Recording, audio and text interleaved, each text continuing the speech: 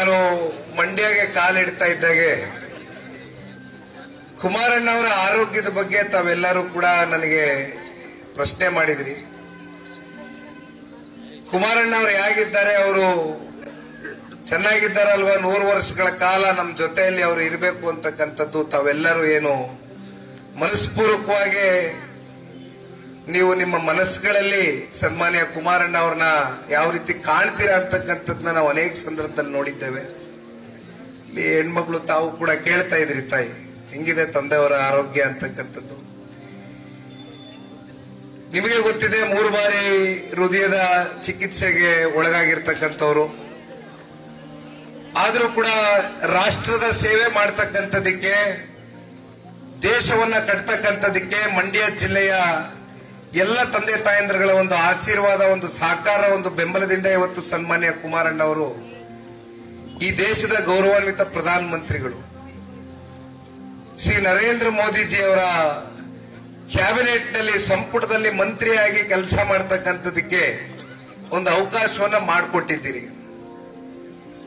ಅವರು ನವದೆಹಲಿಯಲ್ಲಿ ಕೂತ್ಕೊಂಡು 2 ಇಲಾಖೆಗಳನ್ನ, ಯಾಕೆಂದ್ರೆ ಅತ್ಯಂತ ಜವಾಬ್ದಾರಿಯುತವಾದಂತ ಇಲಾಖೆ, ಬಹಳಷ್ಟು ಜವಾಬ್ದಾರಿಗಳಿದೆ, ಒತ್ತಡಗಳಿದೆ, ಕೆಲಸಗಳು ಹೆಚ್ಚಾಗಿ ಅವರ ಹೆಗಲ ಮೇಲೆ ದೇಶದ ಪ್ರಧಾನಮಂತ್ರಿಗಳು ಹೊರಿಸಿದ್ದಾರೆ. ಇವೆಲ್ಲವೂ ಕೂಡ ಸಮರ್ಥವಾಗಿ ಇವತ್ತು ನಿಭಾಯಿಸಬೇಕಾಗಿದೆ. ಆ ಹಿನ್ನೆಲೆಯಲ್ಲಿ ಡೆಲ್ಲಿನಲ್ಲಿ ಕುಮಾರಣ್ಣ ಅವರು ಕೂತಿದ್ರು ಕೂಡ ಅವರ ಮನಸ್ಸೆಲ್ಲ ಮಂಡ್ಯಲೇ ಇದೆ. ಅದಂತೂ ಬಹಳ ಸ್ಪಷ್ಟವಾಗಿ ಹೇಳ್ತೇನೆ. ಅವರಿಗೆ ಸಿಕ್ಕಿರ್ತಕ್ಕಂಥ ಅವಕಾಶ, ನೀವು ಅವರಿಗೆ ಕೊಟ್ಟಿರ್ತಕ್ಕಂಥ ಅವಕಾಶ, ಜಿಲ್ಲೆಯ ಜನತೆ ಶಾಶ್ವತವಾಗಿ ಇದನ್ನ ಮನಸ್ಸುಗಳಲ್ಲಿ ನಿರಂತರವಾಗಿ ಯಾವತ್ತಿಗೂ ಕೂಡ ಕುಮಾರಣ್ಣನ ನಾವು ಎಂಪಿ ಆಗಿ ಆಯ್ಕೆ ಮಾಡಿದ್ವಿ, ಕೇಂದ್ರದಲ್ಲಿ ಸಚಿವರಾಗಿ ಆಯ್ಕೆ ಮಾಡಿದ್ದೇವೆ. ಕುಮಾರಣ್ಣ ಅವರು ನಮ್ಮ ಜಿಲ್ಲೆಗೆ ದೊಡ್ಡ ಮಟ್ಟದ ಕೊಡುಗೆಗಳು, ಅಭಿವೃದ್ಧಿ ಸಾಧನೆಗಳು ಮಾಡಬೇಕು ಅಂತಕ್ಕಂಥದ್ದು ನಿಮ್ಮೆಲ್ಲರ ಬಯಕೆ ಏನಿದೆ. ಅದಕ್ಕೆ ಪೂರಕವಾಗಿ ಸನ್ಮಾನ್ಯ ಕುಮಾರಣ್ಣ ಅವರು ಕೂಡ ಚಿಂತನೆಯನ್ನ ಮಾಡ್ತಾ ಇದ್ದಾರೆ. 100ಕ್ಕೆ 100ರಷ್ಟು ನಿಮ್ಮ ಆಶೀರ್ವಾದ ಇವತ್ತು ಸನ್ಮಾನ್ಯ ಕುಮಾರಣ್ಣ ಅವರ ಮೇಲೆ, ನಮ್ಮ ಪಕ್ಷದ ಮೇಲೆ ನಿರಂತರವಾಗಿ ಮಾಡ್ಕೊಂಡ್ ಬಂದಿದ್ದೀರಿ.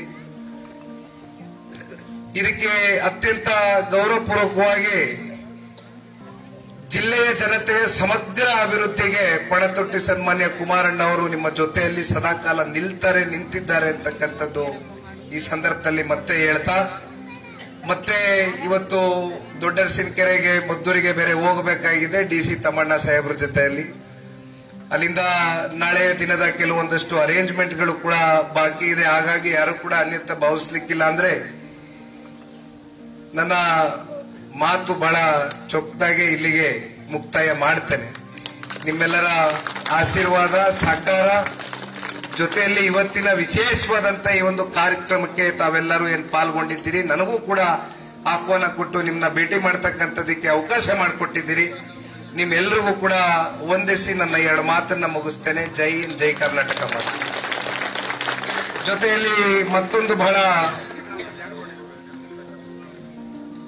ಪ್ರಮುಖವಾದಂತ ವಿಚಾರ, CS ಪುಟ್ಟರಾಜಣ್ಣ ಅವರು ನನಗೆ ಗಾಡಿನಲ್ಲಿ ಬರ್ತಾ ಹೇಳ್ಕೊಂತಾನೆ ಬಂದ್ರು, ನನ್ನ ಗಮನದಲ್ಲಿಟ್ಟರು. ಅವರು ಕೂಡ ಈಗಾಗಲೇ ನಮ್ಮೆಲ್ಲರ ಪರವಾಗಿ ಅನೌನ್ಸ್ಮೆಂಟ್ ಅನ್ನ ಮಾಡಿದ್ದಾರೆ. ಒಂದು ಕಲ್ಯಾಣ ಮಂಟಪ ಆಗಬೇಕು ಅಂತಕ್ಕಂಥದ್ದು ಪಟೇಲ್ ಸಿದ್ದೇಗೌಡರ ಒಂದು ಕನಸೇನಿತ್ತು.